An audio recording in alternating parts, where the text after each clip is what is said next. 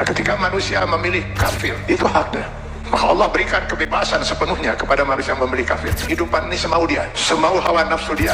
Allah berikan kebebasan sepenuhnya. Silakan baca di dalam Al-Quran atau di dalam hadis Rasulullah SAW. Tidak akan pernah kita temukan satu ayat, satu hadis di mana Allah mengatur kehidupan orang kafir. Orang kafir diberi kebebasan sepenuhnya.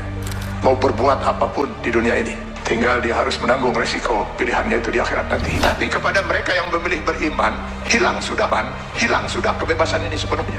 Karena seorang mukmin, dia dituntut untuk Islam. Akar katanya adalah aslama, berserah diri. Yang beriman kepada Allah, dia harus menyerahkan dirinya sepenuhnya kepada Allah. Sepenuhnya dia siap untuk diatur hidupnya oleh Allah Subhanahu wa Ta'ala. Tanpa lagi dia mempergunakan akalnya untuk bertanya, mengapa Allah wajibkan saya berbuat ini, kenapa Allah haramkan saya melakukan ini. Kalaupun pertanyaan itu muncul dalam dirinya, maka keimanan dia akan menjawab, saya lakukan ini karena Allah perintahkan, dan saya tinggalkan hal ini karena Allah melarangnya. Itu jawaban seorang mukmin. Dia tidak akan berusaha mencari ilah hukum, alasan hukum, apa manfaatnya, apa hikmahnya. Karena keimanannya akan mengatakan, semua yang diperintahkan Allah pasti ada manfaatnya. Dimengerti atau tidak dimengerti oleh akal dia. Semua yang dilarang Allah pasti ada mudaratnya. 14 abad umat Islam tidak pernah mengerti bahwa dalam daging babi itu terdapat cacing pita. Cacing pita baru ditemukan di akhir abad 18 Masehi. Apakah umat Islam selama 14 abad itu makan daging babi? Tidak.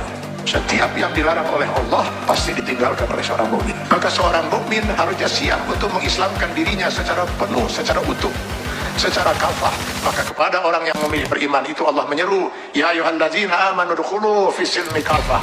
Kalau memang kalian memilih beriman, masuklah ke dalam Islam itu secara kafah, secara utuh. Mengislamkan diri kita setiap detik, baik dalam hubungan hablum minallah maupun hablum minan nas. Itulah sebabnya Allah menurunkan 6.666 ayat Al-Quran, yang sebagian dari ayat Al-Quran yang dijelaskan oleh kurang lebih 5.000 hadis Rasulullah SAW. Kenapa harus Allah turunkan ribuan ayat Al-Quran dan ribuan hadis ini? Karena yang mau diatur hidup seorang mukmin itu bukan hanya sekedar sholat, saum, zakat, haji saja. Ya.